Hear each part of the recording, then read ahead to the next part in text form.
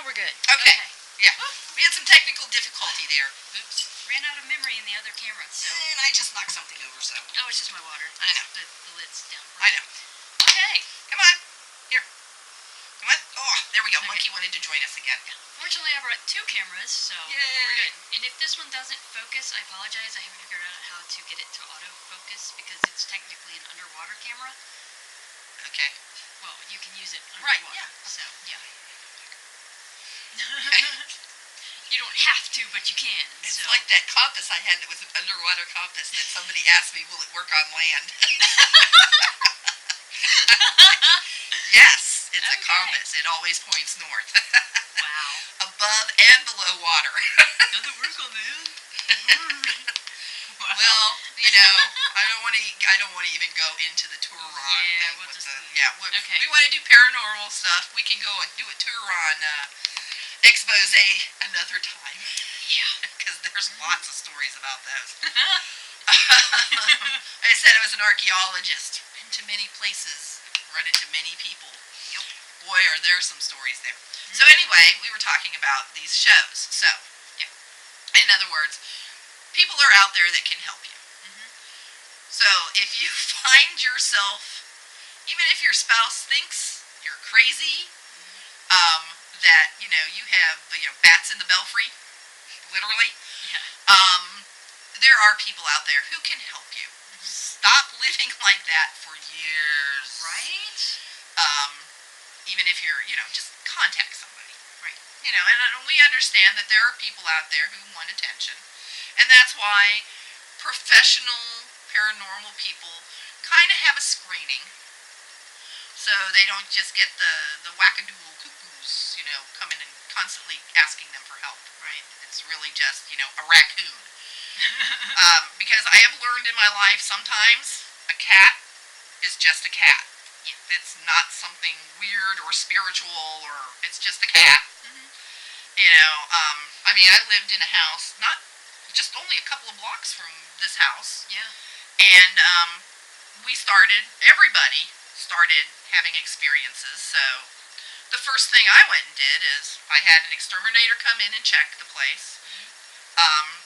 We had the landlord got an electrician because we said there seems to be something going on with the wiring. So they had that checked. And when all of that checked out, then we went into trying to find out if it was paranormal. I mean, we went through the basic, everyday, stuff. Possible explanations. Exactly. Right. Debunked kind of stuff. Right. So we did that first. But I didn't wait years. No.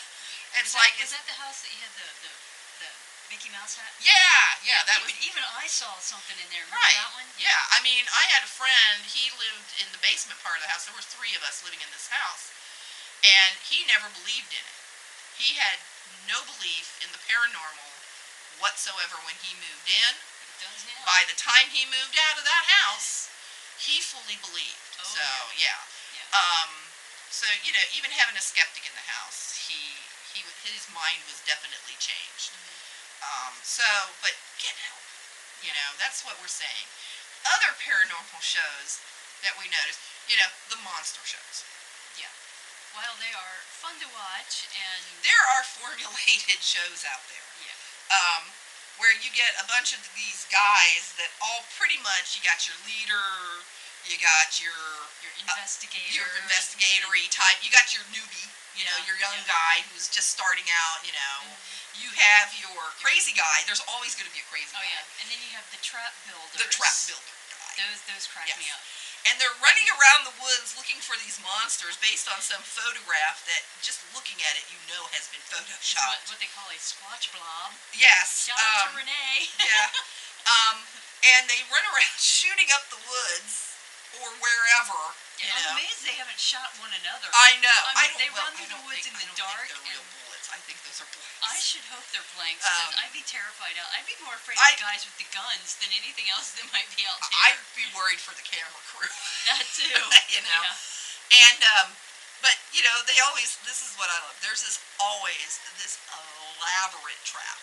This huge, built up, elaborate trap.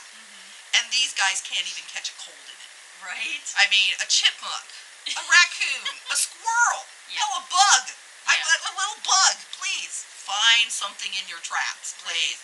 I mean, they never work. Never. No. Never work. What do you think, Bone Daddy? Yeah, that's what I thought. So,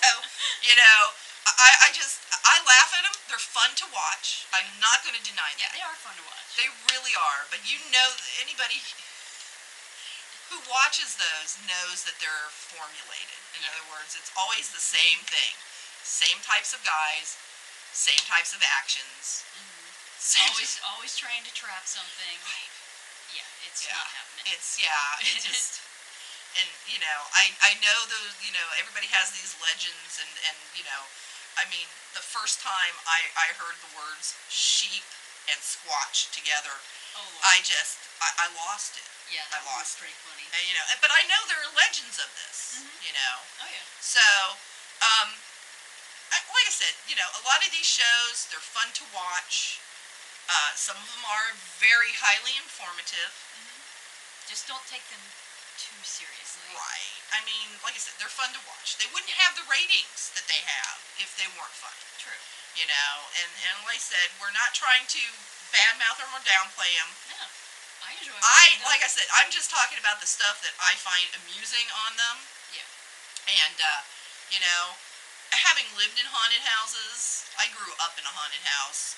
I've actually experienced hauntings in Europe because we lived in Europe for a while. My family did, and that will be for a different story.